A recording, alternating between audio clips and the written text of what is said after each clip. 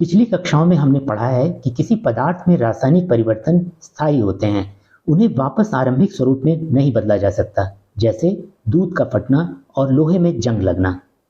पदार्थों में जब भी रासायनिक परिवर्तन होते हैं तो नए पदार्थ बनते हैं।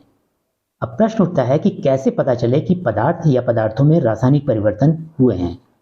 उत्तर है कि इन चारों में से कम एक जरूर होगा। पहला है अवस्था में परिवर्तन, दूसरा है रंग में परिवर्तन, तीसरा है गैस का बनना और चौथा है तापमान में परिवर्तन। आइए इनके कुछ उदाहरण देखते हैं। लेड नाइट्रेट का पानी में विलयन रंगहीन और पारदर्शी होता है। इसी प्रकार पोटेशियम आयोडाइड का पानी में विलयन रंगहीन और पारदर्शी होता है। लेड नाइट्रेट और पोटेशियम आयोडाइड की परस्पर प्रक्रिया से लेड आयोडाइड बनता है, जो कि पीले रंग का अवक्षेप है। यानी इस रासायनिक प्रक्रिया में पदार्थों की अवस्था और रंग दोनों में परिवर्तन होता है। जिंक के नन्हे कण चमकदार हल्के स्लेटी रंग के होते हैं। हाइड्रोक्लोरिक एसिड रंगहीन और पारदर्शी होता है। इनकी परस्पर प्रक्रिया से रंगहीन जिंक क्लोराइड बनता है और हाइड्रोजन गैस निकलती है। इस रासायनिक प्रक्रिया में अवस्था परिवर्तन, रंग परिवर्तन, गैस का बनना तथा पात्र का तापमान बढ़ना सभी एक साथ देखे जा सकते हैं। मैग्नीशियम रिबन हल्के स्लेटी रंग का होता है। यह हवा में चमकीली सफेद ज्वाला के साथ जलता है और सफेद रंग का पाउडर मैग्नीशियम ऑक्साइड बनाता है। हवा के ऑक्सीजन और मैग्नीशियम की परस्पर प्रक्रिया से मैग्नीशियम ऑक्साइड बनता है। इस प्रक्रिया में रंग परिवर्तन होता है। किसी रासायनिक प्रक्रिया को तीन तरह से प्रस्तुत कर सकते हैं।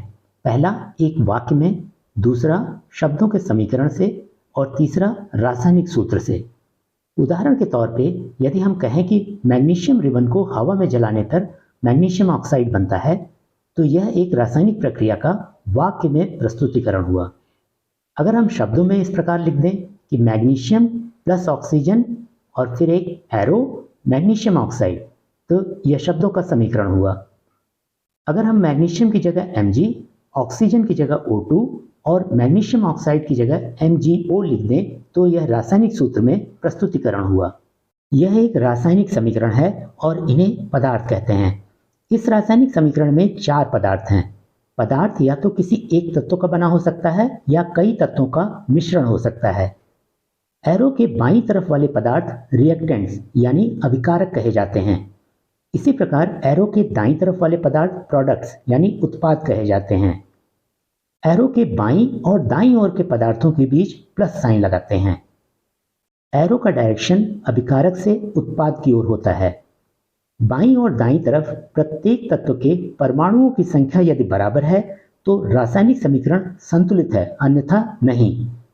एक असंतुलित रासायनिक समीकरण को स्केलेटल केमिकल इक्वेशन भी कहते हैं। द्रव्यमान के संरक्षण के नियम के अनुसार द्रव्यमान का न तो सृजन हो सकता है और न ही इसे नष्ट किया जा सकता है। किसी रासायनिक प्रतिक्रिया में प्रतिक्रिया के पूर्व और प्रतिक्रिया के पश्चात सारे तत्वों के परमाणुओं का वजन समान रहता है। परमाणु केवल पुनर्व्यवस्थित होते हैं। अब हम देखेंगे कि किसी रासायनिक प्रतिक्रिया को कैसे संतुलित करते हैं। एक इंपॉर्टेंट पॉइंट याद रखना है कि किसी तत्व या मिश्रण के केमिकल फॉर्मूला को नहीं बदलना है। जैसे आयरन को Fe लिखेंगे, ना कि Fe2 या Fe3। इसी प्रकार H2O को HO2 या H2O2 नहीं लिखेंगे। अब हम उस मिश्रण को देखेंगे जिसमें परमाणुओं की संख्या सबसे ज्यादा है। Fe3O4 में 7 परमाणु हैं, 3 आयरन के और 4 ऑक्सीजन के।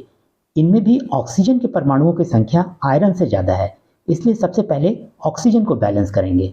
दाईं तरफ ऑक्सीजन के 4 परमाणु और बाईं तरफ 1 परमाणु है। बाईं तरफ 4H2O लिखेंगे ताकि ऑक्सीजन के 4 परमाणु हो जाएं। अब दोनों तरफ ऑक्सीजन के 4 परमाणु हो गए। अब हाइड्रोजन के परमाणुओं को संतुलित करेंगे।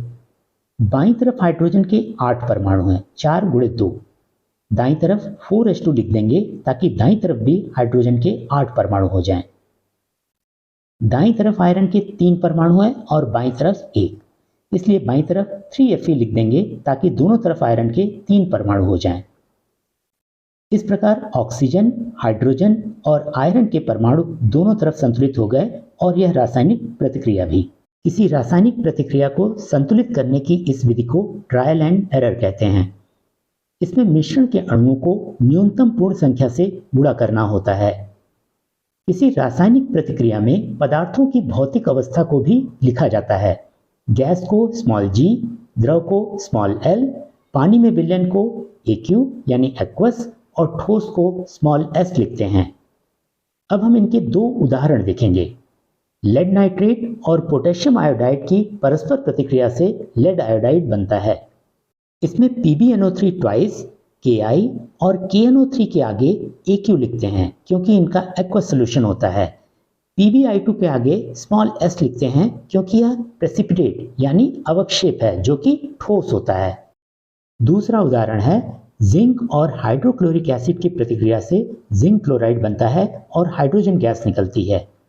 जिंक के आगे स्मॉल s, हाइड्रोक्लोरिक एसिड के आगे Aq, जिंक क्लोराइड के आगे Aq और हाइड्रोजन गैस के आगे स्मॉल g लिखते हैं। किसी रासायनिक प्रतिक्रिया में पदार्थों की भौतिक अवस्था ही नहीं बल्कि तापमान, दबाव और उत्प्रेरक का नाम भी एरो के ऊपर और नीचे लिखा जा सकता है, जैसा कि इन दो उदाहरणों से स्पष्ट है।